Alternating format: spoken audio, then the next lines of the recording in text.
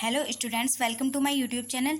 आज हम class 12th physics का एक मोस्ट इम्पोर्टेंट टॉपिक यंग का द्विकिलिट प्रयोग यानी यंग का द्विझिर्री प्रयोग पढ़ने वाले हैं। अगर आप भी बाइक क्लासेज के साथ स्टडी करना चाहते हैं तो चैनल को सब्सक्राइब कर लें और वीडियो को बिना स्किप किए लास्ट तक देखें, क्योंकि आज की क्लास आपके लिए बहुत ही यूजफुल रहने वाली है। क्या आप जानते हैं कि प्रकाश सीधी रेखा में चलता है या फिर तरंग के रूप में? तो इस बात का सबसे ऐतिहासिक और खूबसूरत सबूत दिया था थॉमस यंग ने सन 1801 में। तो आज हम डायग्राम की मदद से यंग के द्विझिर्री प्रयोग को बिल्कुल बारीकी से समझेंगे। ठीक है, इस प्रयोग का उद्देश्य क्या था? प्रकाश के व्यतिकरण इंटरफ्रेंस ऑफ लाइट की परिघटना का प्रायोगिक प्रदर्शन करना तथा प्रकाश की तरंगदैर्ध्य को ज्ञात करना इस प्रयोग का उद्देश्य था। जैसे आपने कभी टॉर्च मारी है और सोचा है कि ये रोशनी आखिर चलती कैसे है? क्या ये जो रोशनी है वो सीधी लाइन में जाती है या फिर किसी जिगजैग स्टाइल में? तो आज से 200 साल पहले बड़े बड़े साइंटिस्ट आपस में लड़ रहे थे कि प्रकाश यानी लाइट आखिर है क्या? ये प्रकाश कण पार्टिकल है या फिर तरंग वेव है? तब एक साहब आए, थॉमस यंग नाम था उनका। उन्होंने गजब का एक्सपेरिमेंट दिया कि सबका सिर चकरा गया। तो इसी का नाम है यंग का द्विझिर्री प्रयोग यानी यंग्स डबल स्लिट एक्सपेरिमेंट। अब इस प्रयोग की रचना देखो। एक वर्णी प्रकाश स्रोत यानी एस, तो सबसे पहले सोडियम लैंप जैसे एक वर्णी सिंगल वेवलेंथ प्रकाश स्रोत का उपयोग किया जाता है। उसके बाद इसमें क्या होता है? इसमें होता है प्रथम पर्दा यानी S1। प्रकाश स्रोत के सामने एक पर्दा रखा जाता है जिसमें एक संकीर्ण झिर्री S होती है और एक द्वितीय पर्दा यानी दो पर्दे होते हैं। इसमें द्वितीय पर्दा में क्या होता है? S1 और S2।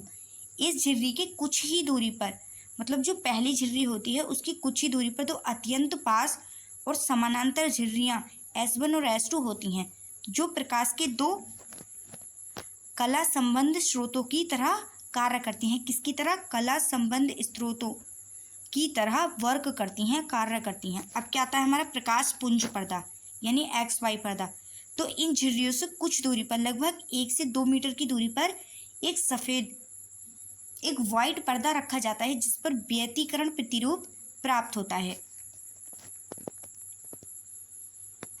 जैसा कि इस डायग्राम में देखो, इस प्रयोग की शुरुआत होती है बाईं ओर स्थित एक बड़ी प्रकाश से। किससे? एक बड़ी प्रकाश से। जैसे सोडियम लैंप, क्या है ये? एक बड़ी प्रकाश सोडियम लैंप से, तो जो सिर्फ एक ही रंग या फिर एक ही तरंगदैर्ध्य लैम्डा का प्रकाश देता है। तो डायग्राम में आप देख सकते हैं कि इस स्रोत से, इस सोडियम लैंप प्रकाश स्रोत से जो प्रकाश है वो आगे बढ़कर पहले पर्दे पर बनी। किस पर? ये जो पहला पर्दा है, एकल झिल्ली वाला पर्दा, इस पहले पर्दे से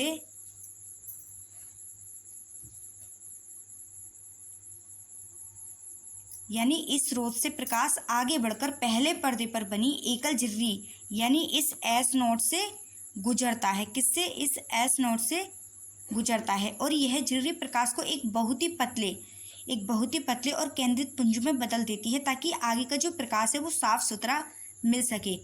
तो इस एकल झिर्री से प्रकाश आगे बढ़कर दूसरे पर्दे पर, किस पर?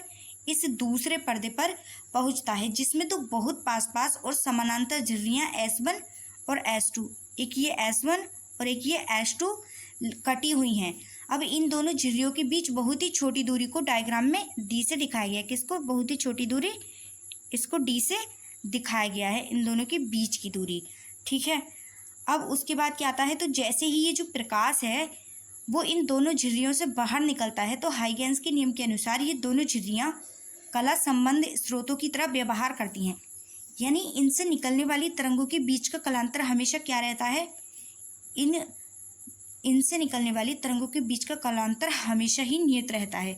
और यहाँ से प्रकाश गोलाकार तरंगिकाओं, किसके? इन गोलाकार तरंगिकाओं के रूप में आगे निकलता है, यानी इन गोलाकार तरंगिकाओं के रूप में आगे फैलता है। फिर क्या होता है? अब ये जो दोनों तरंगे हैं वो आगे बढ़ते हुए हवा में आपस में मिल जाती हैं। किसमें?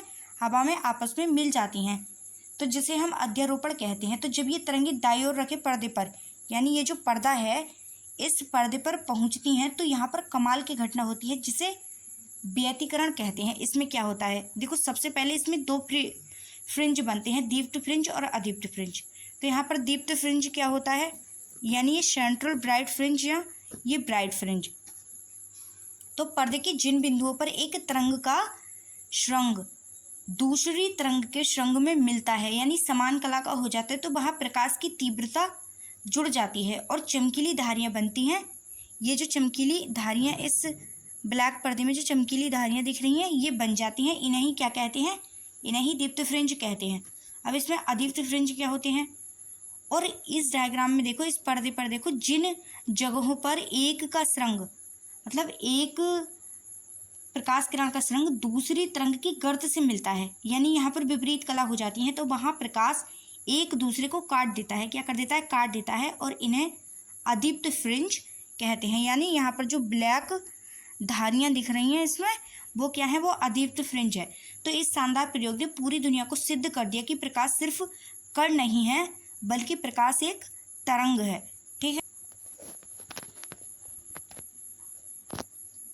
अब आती है इस प्रयोग की कार्यविधि।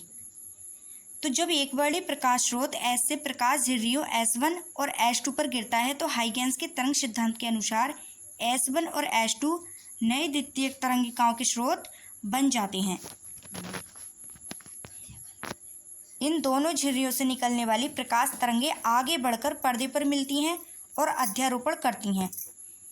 जिन बिंदुओं पर तरंगें समान कला यानी इन फेज में मिलती हैं तो वहाँ पर प्रकाश की तीव्रता अधिकतम होती है, जिसे दीप्त फ्रिंज यानी ब्राइट फ्रिंज संपोषी व्यतिकरण कहते हैं।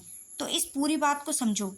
मान लो सबसे पहले बाईं ओर एक बड़ी प्रकाश स्रोत है, यानी एक ऐसा लैंप जिससे सिर्फ एक ही कलर की लाइट निकले, जैसे अपने घर की पीली वाली सोडियम लाइट।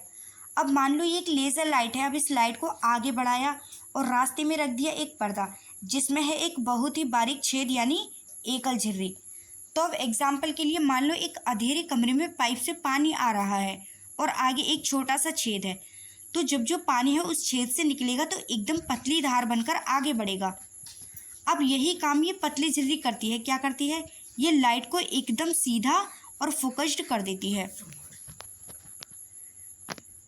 जिन बिंदुओं पर तरंगें विपरीत कला आउट ऑफ फेज में मिलती हैं वहाँ प्रकाश की तीव्रता न्यूनतम या शून्य होती है, जिसे अदीप्त फ्रिंज यानी डार्क फ्रिंज विनाशी व्यतिकरण कहते हैं। अब क्या होता है, जो लाइट है वो आगे बढ़ी और पहुंची दूसरे पर्दे के पास। इस दूसरे पर्दे में दो छोटी छोटी और पास पास की खिड़कियां यानी स्लिट्स S1 और S2 कटी हुई हैं और इन दोनों के बीच की जो बहुत छोटी सी दूरी है वो क्या है, D। तो इसका परिणाम यानी रिजल्ट क्या होता है, पर्दे पर एकांतर क्रम में बारी बारी से चमकीली दीप्त और अंधेरी अदीप्त पट्टियाँ प्राप्त होती हैं जिन्हें व्यतिकरण फ्रिंज कहा जाता है। तो जैसे ही लाइट इन दोनों छेदों से बाहर निकलती है तो दोनों छेद अलग अलग लाइट सोर्स की तरह बर्ताव करने लगते हैं यानी कला संबंध स्रोत। तो एग्जाम्पल के लिए सोचो, शांत पानी का तालाब है, आप एक साथ दो पत्थरों को पानी में फेंको तो क्या होगा, दोनों तरफ से पानी की गोल गोल लहरें उठेंगी और आगे जाकर आपस में टकराएंगी। तो यहाँ भी ऐसा ही होता है, जो लाइट है वो सीधे जाने की बजाय गोल गोल तरंगों की शक्ल में आगे फैल रही है। अब ये दोनों तरंगें हवा में आपस में लड़ती भिड़ती यानी अध्यारोपण करती हैं और पहुँचती हैं सामने वाले बड़े पर्दे पर। और पर्दे पर जो नज़ारा दिखता है उसे देखकर साइंटिस्ट लोग भी हैरान रह गए थे। तो उस नज़ारे को ही क्या कहते हैं, उस नज़ारे को ही व्यतिकरण कहते हैं।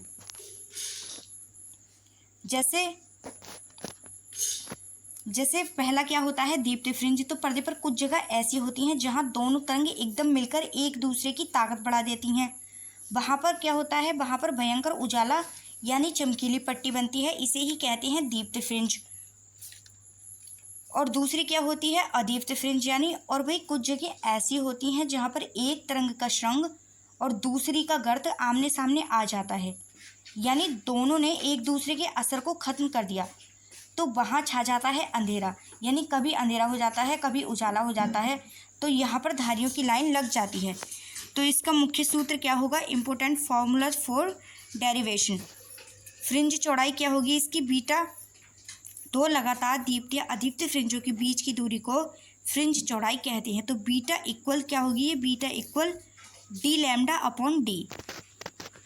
अब जहाँ पर बीटा क्या है, बीटा है यहाँ पर फ्रिंज चौड़ाई, डी है यहाँ पर झिर्रियों और पर्दे के बीच की दूरी, और जो स्मॉल डी है वो है दोनों झिर्रियों S1 और S2 के बीच की अल्प दूरी यानी छोटी दूरी, और लैम्डा क्या है यहाँ पर प्रयुक्त एक बड़ी प्रकाश की तरंगदैर्घ्य है। अब देखो परीक्षा में याद रखने योग्य मुख्य बिंदु यानी इम्पोर्टेंट पॉइंट, तो यह प्रयोग प्रकाश के तरंग स्वरूप यानी वेव नेचर ऑफ लाइट की पुष्टि करता है। और दूसरा क्या है, इस प्रयोग में दोनों स्रोत कला संबंध होने चाहिए, अर्थात उनके बीच कलांतर समय के साथ नियत रहना चाहिए। तो फ्रेंड्स, कैसी लगी हमारी आज की क्लास? वीडियो अच्छी लगी हो तो वीडियो को लाइक करें और चैनल को सब्सक्राइब कर लें। मिलते हैं अगली क्लास में एक अलग टॉपिक के साथ, तब तक के लिए जय हिंद।